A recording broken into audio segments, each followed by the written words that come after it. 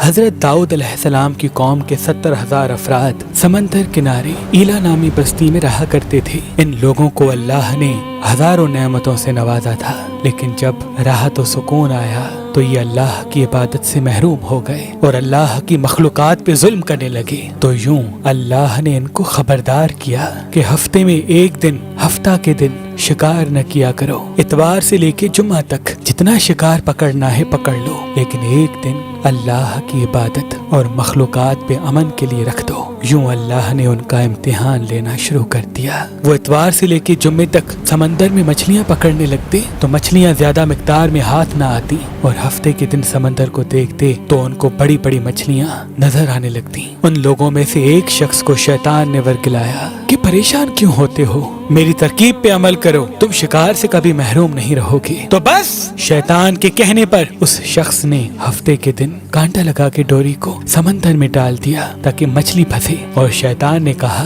اس مچھلی کو تم اتوار کے دن نکالنا، اور یوں ہفتے کی حرمت بھی باقی رہے گی اور تمہارا شکار بھی ہو جائے گا۔ بس شیطان کی بتائی ہوئی ترکیب پہ ہفتے کے دن مچھلی پھنسی رہی اور وہ اتوار کے دن نکالتا اور خوشی سے کھاتا۔ جب آس پاس کے لوگوں نے پوچھا تو ان کو بھی یہ ترکیب بتانے لگا، اور یوں اس قوم کے کچھ لوگ ہفتے کے دن مچھلی پکڑنے کے لیے جال پھینکتے اور اتوار کے دن نکالتے، اور کچھ نے تو اس سمندر میں سے نالیاں بنا کے چھوٹے چھوٹے تالاب بنا دیے، کھڈے بنا دیے، تاکہ ہفتے کے دن جیسے ہی مچھلیاں یہاں سے گزریں تو ان تالاب میں پھنس جائیں اور ہم اتوار کو ان مچھلیوں کو نکال کے پکا کے کھائیں گے۔ اس گاؤں میں کچھ اللہ کے خاص بندے بھی موجود تھے جو کہنے لگے، اے لوگو، اللہ نے ہفتے کے دن شکار کرنے سے منع کی ہے۔ یہ جو تم جال پھینکتے ہو یا چھوٹے چھوٹے تالاب بناتے ہو، ان میں ہفتے کے دن اگر مچھلی پھنستی ہے تو یہ شکار ہفتے کے دن کا ہوگا۔ اللہ کے عذاب سے ڈرو، اللہ کی نافرمانی نہ کرو۔ وہ لوگ ان لوگوں کا مذاق اڑانے لگے کہ ہماری جو مرضی ہوگی ہم وہ کریں گے۔ اب ان بستی میں 3 گروہ بن گئے۔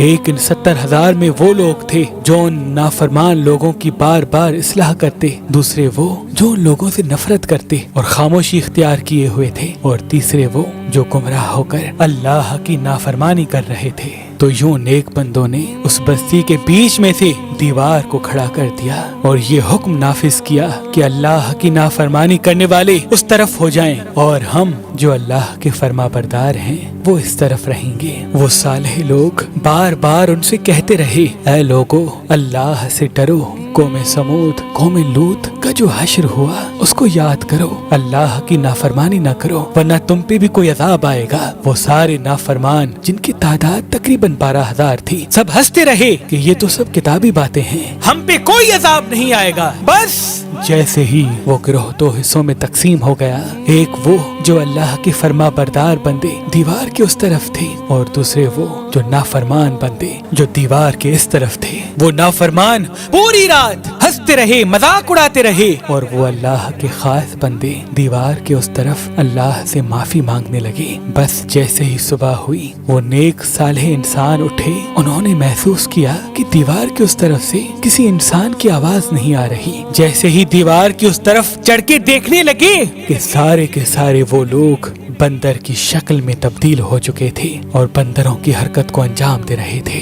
وہ جو صالح لوگ دیوار سے ان بندروں کو دیکھنے لگے، ان صالح لوگوں میں سے جو ان کے رشتہ دار تھے، انہوں نے ان بندروں کے کپڑوں سے اپنے اپنے رشتہ داروں کو پہچانا اور چیخ کے رونے لگے، اللہ سے معافی مانگنے لگے۔ لیکن اللہ کا عذاب جب آتا ہے تو وہ ہو کے رہتا ہے۔ وہ 12,000 لوگ جو بندر بن چکے تھے کچھ بھی کھا پی نہیں سک رہے تھے، اور یوں 3 دن بعد وہ اس عذاب میں آ کر فنار ہو گئے۔